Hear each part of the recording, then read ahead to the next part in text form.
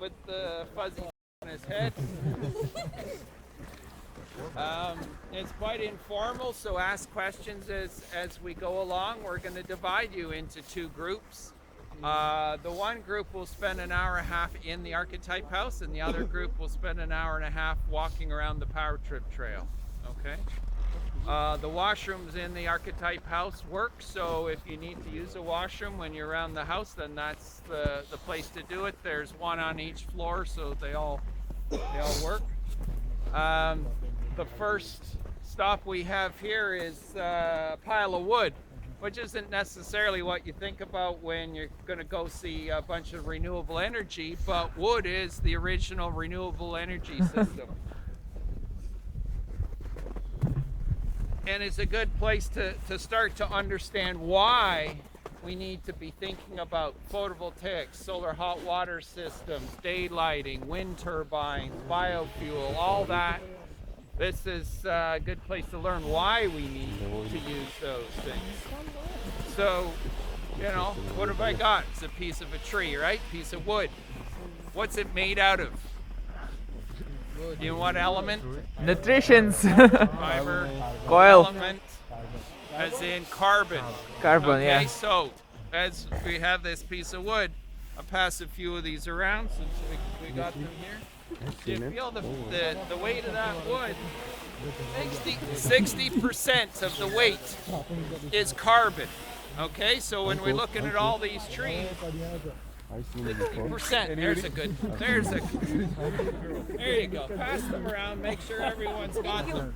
Okay. So where did the tree get the carbon from that it built the tree out of? Look, they're all standing around us. Where did they get the carbon from that they've manufactured themselves from? Carbon dioxide. Where's the carbon dioxide? In the atmosphere, right? So what are trees doing? They're using the energy from the sun to rip carbon dioxide molecules apart, right? They bring in the carbon dioxide and they actually break the bond. And to break a bond, you need energy. So that's what they're using sunshine for. They use the sun to break that bond. They hold on to the carbon and they get rid of the oxygen, which is kind of handy for us, right? We breathe in the oxygen. It's fuel for us, right? So as the tree's growing, it's taking carbon dioxide out of the atmosphere. Now, there was a period of time that lasted about 54 million years. It's called the Carboniferous Age. And this is a period of time in the Earth's history where the organisms living on the planet took a lot of carbon out of the atmosphere. It tended to happen because trees or plants figured out making a product called lignin. Lignum allowed, up to that point on the planet, the tallest plant there were around a meter high. Once plants figured out how to make lignin, they started growing up and they become very strong plants, but there was nothing to break them down. No other organisms had learned that when the tree finally died of old age and fell over, nothing knew how to eat it. It was a new fuel source or food source so it just tended to pile up. So you got 54 million years of plants growing, sucking carbon out of the atmosphere, falling over, and it tended to build up. And that's where our large reserves of coal come from. It's all that land-based. The other thing that's going on is in the oceans. In the middle of North America, there's a huge inland sea, fairly shallow. A lot, in really deep ocean, not much is living. In the shallow ocean, you get a lot of activity. And so the inland ocean in North America was using sunlight and it was taking carbon and it fell to the bottom of the ocean. That's your oil reserves. So now that's why places like Alberta has a bunch of oil, because it used to be on the shore of an inland sea. Humans come along, and around the Industrial Revolution, we figure out how to start using that fuel that the Earth stored over a very long period of time. Right now, we understand that if we put a bunch of carbon dioxide in the atmosphere, things heat up.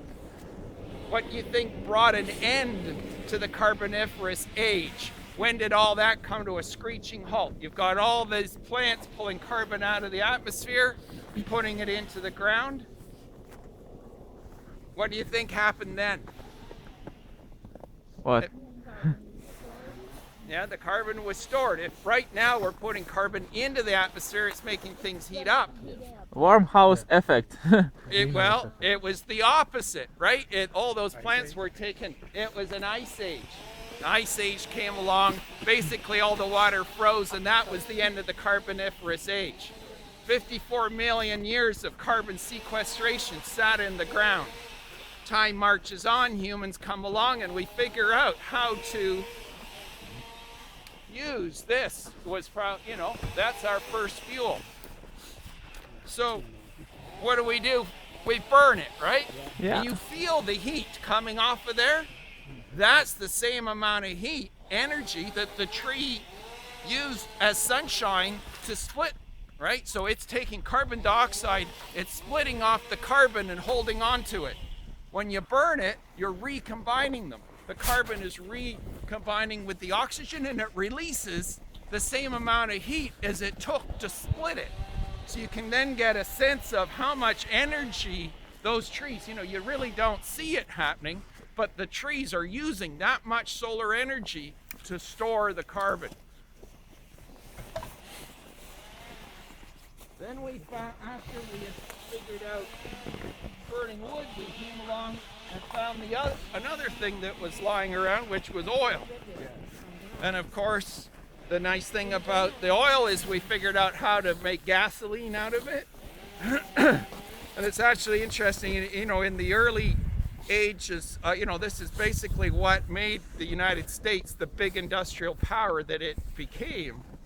Was they had an oil resource, and they figured out how to make kerosene or lamp oil very effectively, and they actually used to burn off the gasoline because they didn't know what to do with it.